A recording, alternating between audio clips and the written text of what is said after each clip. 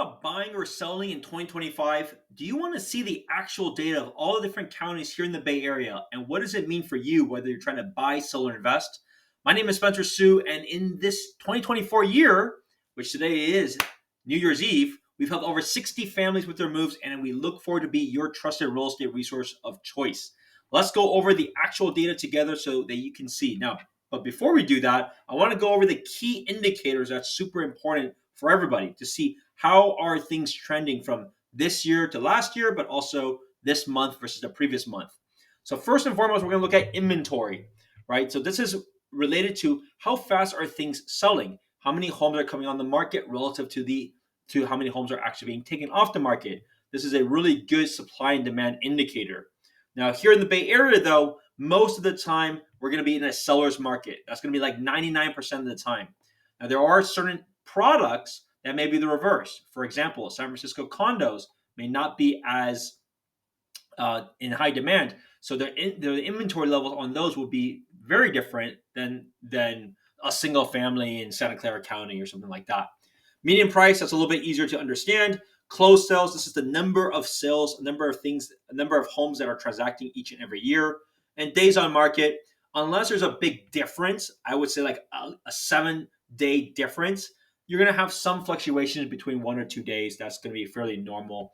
But 7 days or more will be more problematic, right? Because that's going to be an extra week that is on the market, which means things are definitely slower. But you will also notice on the county levels what you can expect. First, we're going to be looking at the active inventory. So these are every single home in Marin County, Alameda County, Contra Costa County, Santa Clara County, San Mateo County, San Francisco, right? So the main kind of clusters around the Bay Area. You can see there's 437 homes that are available to be bought right now. And the good news is that it's about 10% or so higher than the last year. That's good progress because then that just means there's more sellers willing to put their home on the market and get their homes out. You can see the median price has done fairly well. $1.21 million versus 1.15. This is equivalent of 60K. So that's about like 5% on average, or at least on the median of condos, townhomes, single family. You can see days on market has increased slightly, but it's still plus or minus 3 weeks. There's not a whole lot of surprises there. You can see the closed sales has improved slightly. And this is kind of what we've been seeing throughout the year. Like you can look at November 2024 versus 2023. Most of the year has been an increase of about 10% plus or minus. And so it is a better year for most, for buyers and sellers for that reason. Not just price, but also there's more activity. Now let's look at the key numbers and see how these are potentially how things may impact the future. Inflation is completely tamed at this point, is at 2.75%, right? So that's some of the lowest numbers it has been in a while. Interest rates right now have been the same, right? They've been fluctuating in a range of the high sixes or low sevens. Now this is typically for conforming loans, which are usually loans under 1.3 million. The more expensive the house, actually, the better the product is. So if it was a $2 million plus kind of place, $5 million kind of place, these actually have very competitive loans at the jumbo rate. We have clients still like in the mid fives for these kind of products because a lot of the banks are leveraging these relationship type of discount. Unemployment kind of hovers at around 4.2% as of November 2024. Inventory, we spoke about earlier, increased by 10%. Population remains fairly the same. There's still a good amount of people coming in. There are obviously some people leaving and retiring, but for the most part, it's a lot more stabilized than it was during COVID time. Here are some general stats because it's important for you to track how does your county that you may be interested in compared to all of those counties averaged out. Months of inventory, 1.9 months. 102.7% list price received. Sold per square foot, 823. That's dollar per square foot. Okay, so as you can see, things are still improved. Things have still been increasing. Activity is happening, and let's now compare how the specific counties reflect this. San Mateo County. Let's talk about this first. Number of inventory. The inventory has actually dropped slightly, 404 versus 413. Let's take a look at prices. The prices have done fairly well, increased by about $87,000. So that's equivalent to about 4 or 5%.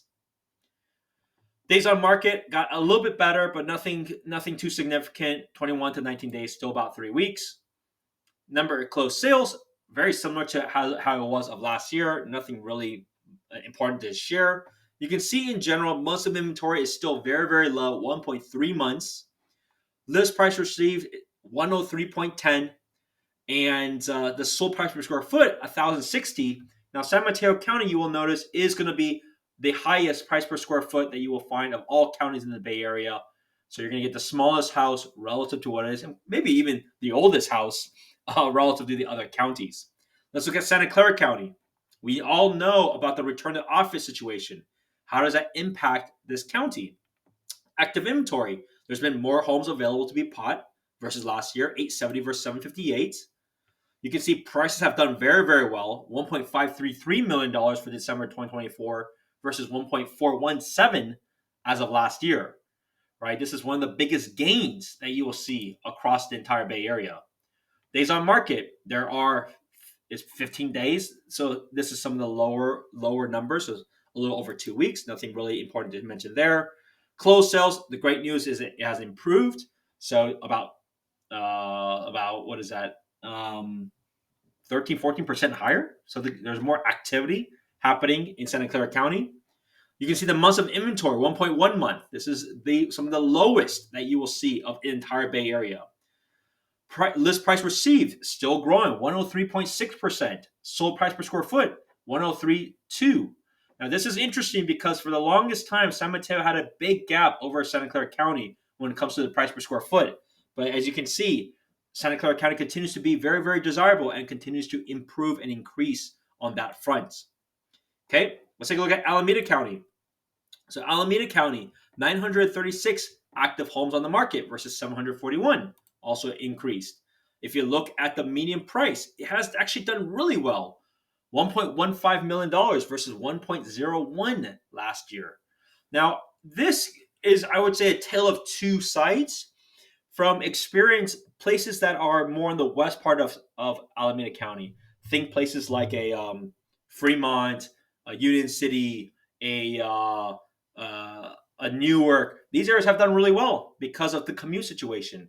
There are a lot of bargains and a lot of opportunities that you can buy right now if you were looking in Dublin, Pleasanton, these areas because of its further commute. So it is a tale of two different things. But even with those two different stories, Alameda County has still done very, very well, right? Days on market, 2 weeks, nothing to report there. Closed sale, a little bit higher, 699 versus 655. Months of inventory still very, very low. As you can see, 1.3 months. List price received 103.8, but the price per square foot, 703. So that's a big part of why Alameda County is so attractive. Many people may want to just go there if they have more flexible commute, because you can just see how big of a spread that price per square foot is versus a San Mateo, Santa Clara County. I mean, we're talking about 300 to 350 per square foot difference when it comes to those areas. Let's look at Contra Costa County. This is going to be one of the most affordable counties of all of the Bay Area, right? 1105 active inventory versus 843. This is some of the biggest spreads that we've seen of the last year. Median price has also done well, 805,000 versus 745 from last year. That's equivalent about like 7-8%. You can see days on market, relatively similar from 14 of last year to 18 of this year. Closed sales, very similar, nothing to report there. Here you can see months of inventory, 1.7. Generally, anything above 3% means, or anything under 3% is a seller's market. List price, though, a lot more predictable, right? 100.1%. Wow, that's really predictable.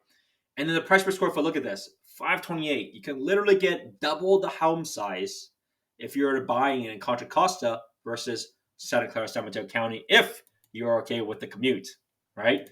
Let's look at San Francisco. We've all heard all the different things going on in San Francisco, but are things actually progressing upwards?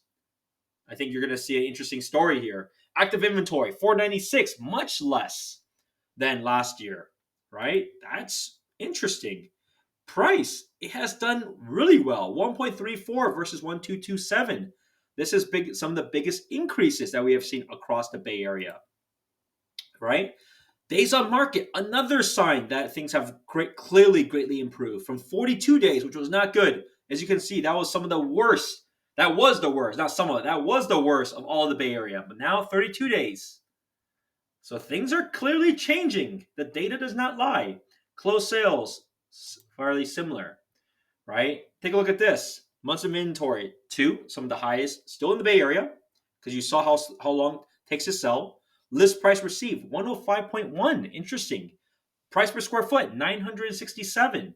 And a big part of this is several things. Condos, you're not going to find too much of a variation here, so you'll generally be fine with that. But when it comes to single family, you're going to see a big spread as to what a lot of agents like to do when it comes to listing their place. So a lot of agents will list places maybe even 10 to 15% below where they're thinking that it would go. So don't be confused about that. That's just a practice that they have. Clearly, you can see that, right? When it comes to the stats versus those other counties. But interesting to know, and just be mindful as you make a bid and as you make a decision. Let's wrap things up with the last county here that I will cover, which is Marin County. Inventory is actually lower than it was last year, right? But prices, one of the very few places that actually had a decline, 1.315 versus 1.362 of last year, right? And why is that? I think a big part of that is a combination of things. One, the need for people to want to live in Marin is different. A lot of people are trying to be close to work. If a lot of the places are close to work, mainly in the South Bay, are a certain way, well, people got to make that decision. Where are they going to live? Marin is a beautiful area. Very little homes relative to the other counties. That's part of the charm. But does that have an impact? Does fire insurance have an impact? Potentially, all those things are material. Look at this. The median days on market is now actually worse than San Francisco.